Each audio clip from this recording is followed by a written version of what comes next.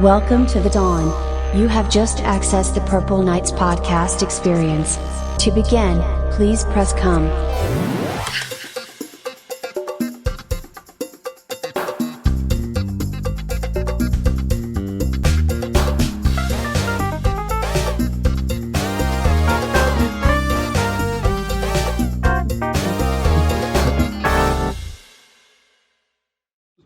Welcome everybody to the Purple Nights podcast.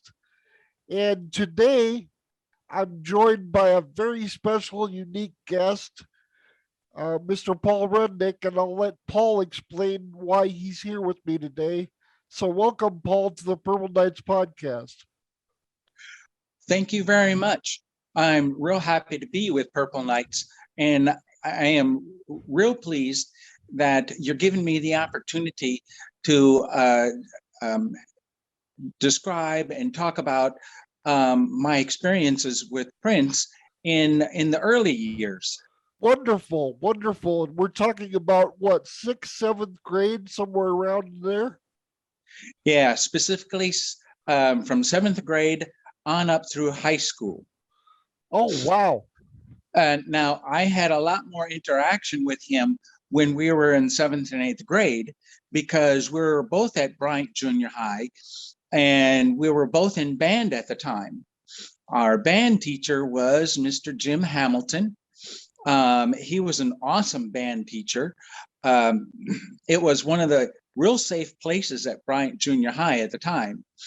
And when I transferred from elementary to Bryant Junior High, the district was experimenting with two sixth grade classes. So when I went to Bryant, I was this small, white, scrawny little boy who was very intimidated by all these other guys who were so much bigger than I was. And some of them were kind of mean, but Prince was never mean. I really didn't meet Prince until we started playing in the band together, and that was in 7th grade. And at the time, my mother was requiring that I take 2 years of band. So I was in the band. Now, while in the band, and there are a couple of band members that I do remember that may have additional experiences with Prince that you might want to reach out to. Ernest Dopp is the one that comes to mind right off the bat, because we played the same instrument. So we practiced together. We sat next to each other in the band. And he also remembers having Prince in the band there with Mr. Hamilton. There's another individual. His name is Eben Shapiro.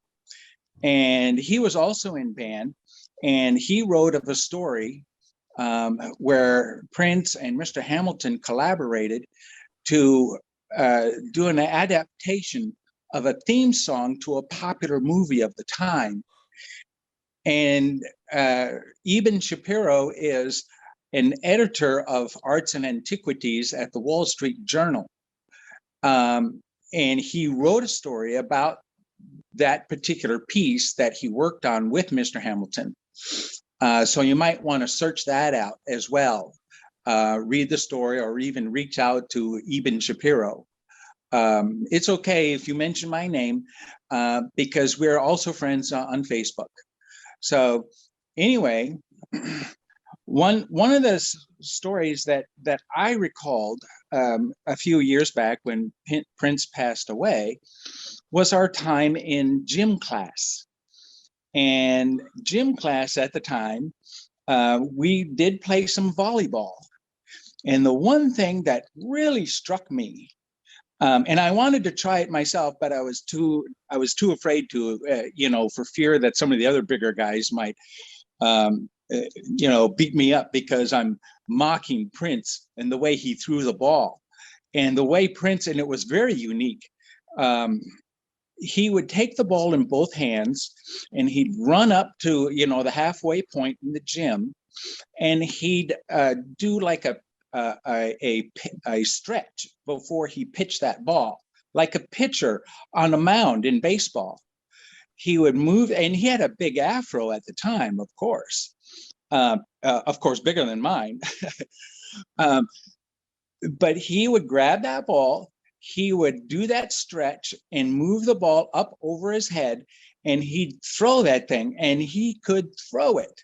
Now, one way we know how hard somebody would throw a ball is by the sound it made on the far wall. Well, the sound that Prince made was just as loud as some of the biggest guys in the class. So he had a lot of power behind that ball. And after he passed away, I started thinking about that. And I started thinking, now, why would he do that? Nobody else was doing that. Stretching that ball, stretching his arms over his head, and then letting that thing fly. Well, why do pitchers in the major leagues do their stretch, their wind up and their stretch? Because it has to do with the momentum that they're trying to impart to the ball. And that's what Prince was doing. He was trying to put more momentum, more force into that ball, and he was very successful at it.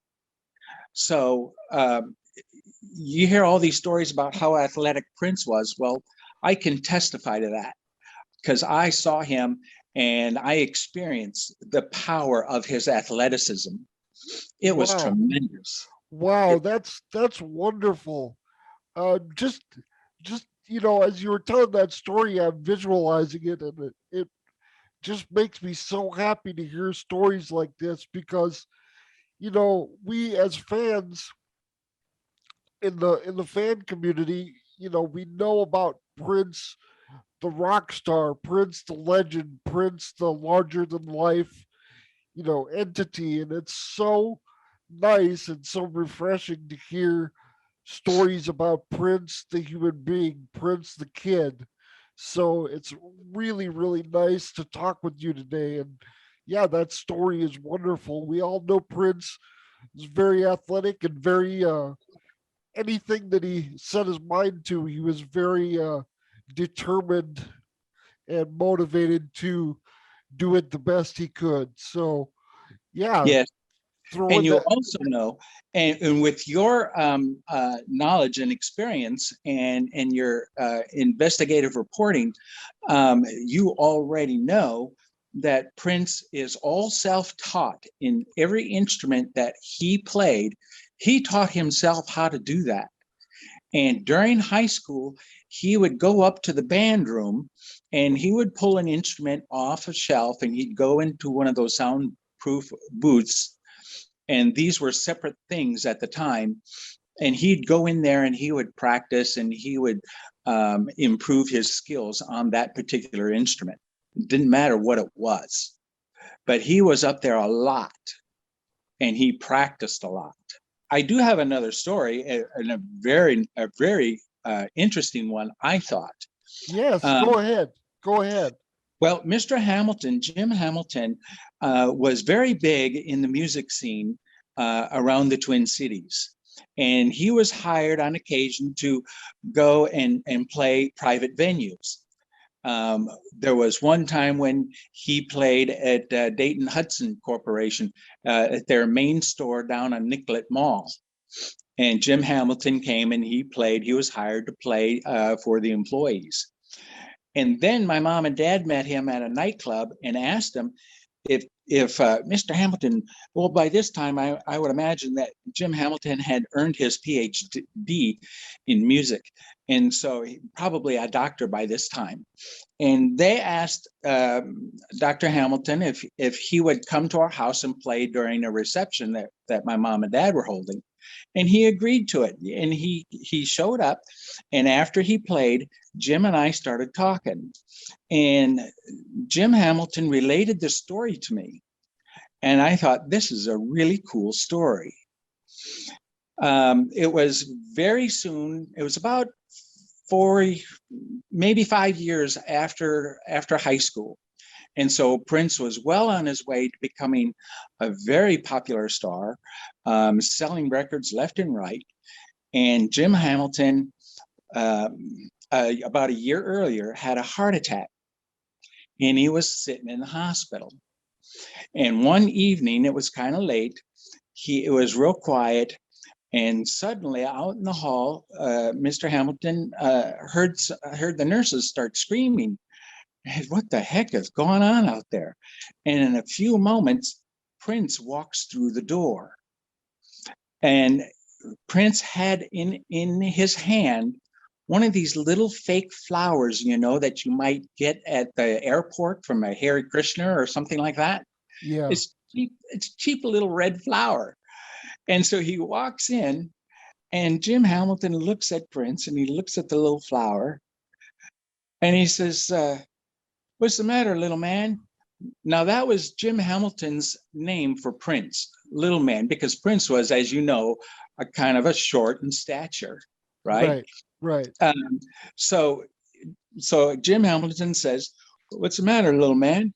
Is that all you can afford?"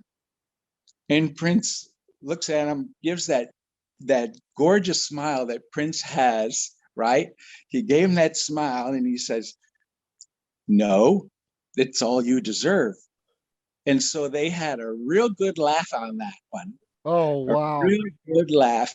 And Prince visited with Jim Hamilton. They talked about old times. They talked, and he eventually left. But on the way out, Prince had paid all of the medical bills, so that Jim Hamilton did not see a bill after he got out of the hospital. Wow.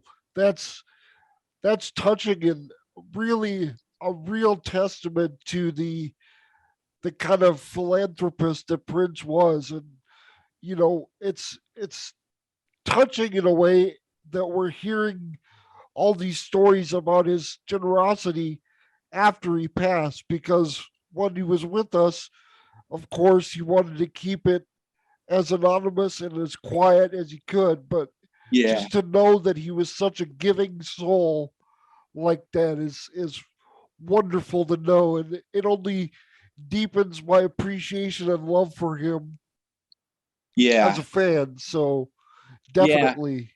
And since both Jim Hamilton and Prince have passed away, I was kind of concerned that story might actually die with me. But now you've given me this opportunity to share it with everybody else. And this is perfectly in line with the personality that we call Prince. Right. Well, thank you so much, Paul. These stories are great.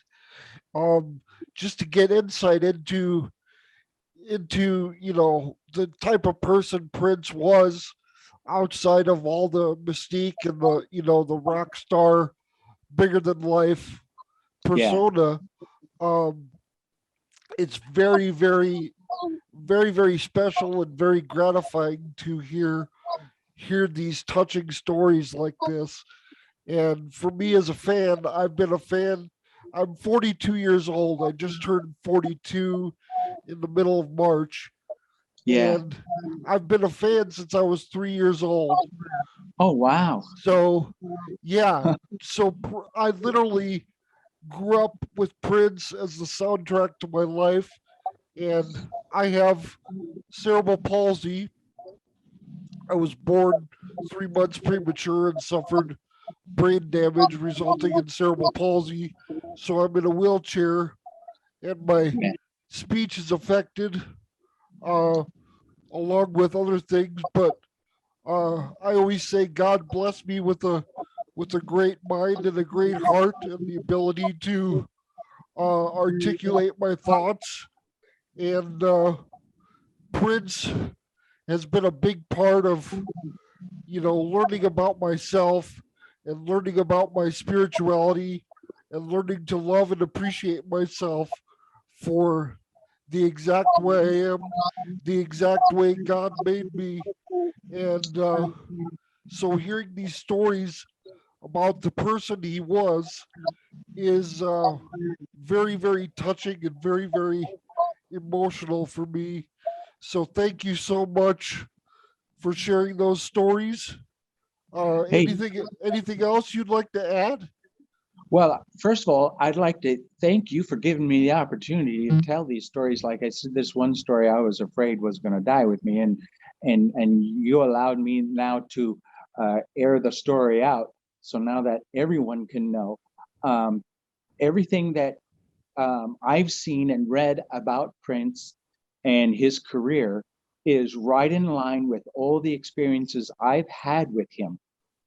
He was never threatening to anyone. He never talked back to teachers. Um, he always did what he was asked to do. Um, he wasn't like some of the other individuals there at the school. You know, it was an inner city school, and there was people who walked around with a lot of anger. But Prince never had any of that, Yeah, and that's he would wonderful. never would have anything to do with that stuff.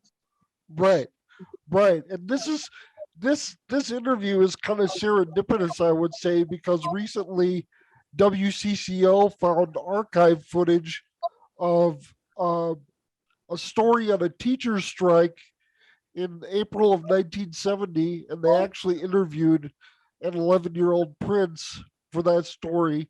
And Yeah, they recently unearthed the archive footage of Prince's brief interview.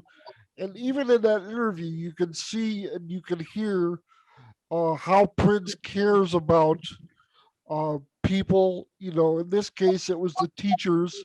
You know, and yeah, he basically said that the teachers deserve to uh, to be paid for their work, and yeah, you know, and that falls right in line with everything Prince said about musicians and other artists being rightfully compensated for the work that they do, and it yeah, just falls in line with his personality of a fair man and a hard worker and a true believer in the value of hard work. So I really think that's really neat, and it's so fun to hear these stories. yeah. Any other stories you have? But I was going to share with you one other quick story Yes. from Jim Hamilton. After Prince had signed his music contract and started producing albums for commercial release, he actually hired Jim Hamilton to work with him. And Dr. Hamilton did that for a while, but then decided that the work schedule was just crazy. As you know, and as you've read in other articles, Prince would have a tendency to work 3 days straight. He had three full-time sound engineers on call 24/7. And that's how he handled that. Well, Jim Hamilton decided that, this is too crazy, and he wasn't going to be part of it anymore. So Jim Hamilton and Prince left on very good terms. They departed and went their separate ways Okay. because it's hard to keep up with someone with such a work ethic. Yes. Yes. And Prince was notorious for, like you say, working for 3 days straight and having three audio engineers on call 24/7. You Yep. know, that work ethic is pretty much unparalleled in the history of, you know, certainly musical work. So Yeah. definitely that's a real interesting story. And Paul, I thank you so much for coming on and sharing these things with us. And like I say, it's my honor and my pleasure to be able to preserve these stories for posterity. And I hope people got a smile out of these stories. I know I did. I was smiling the whole time, so my cheeks hurt from smiling so much, but it's so it's so heartwarming and so inspiring to hear these stories of Prince the person. So thank you so much. Yeah. Yeah, you're welcome. And thank you for giving me the opportunity to share these stories to a wider audience. It's real great. Everything that I've seen and read concerning Prince, it falls right in line from the person that I've always known, a classmate of mine, who to me was a modern day Mozart and was so gifted. And I don't even want to say talented, because Prince, his gifts went beyond talent. That's how I feel about it. There are very few people who rise to the level that Prince was at. Yes, It yes. was just, to me, it was his entire life is just incredible. Okay, we'll talk to you later. Okay, thanks again. All right, bye-bye. Bye.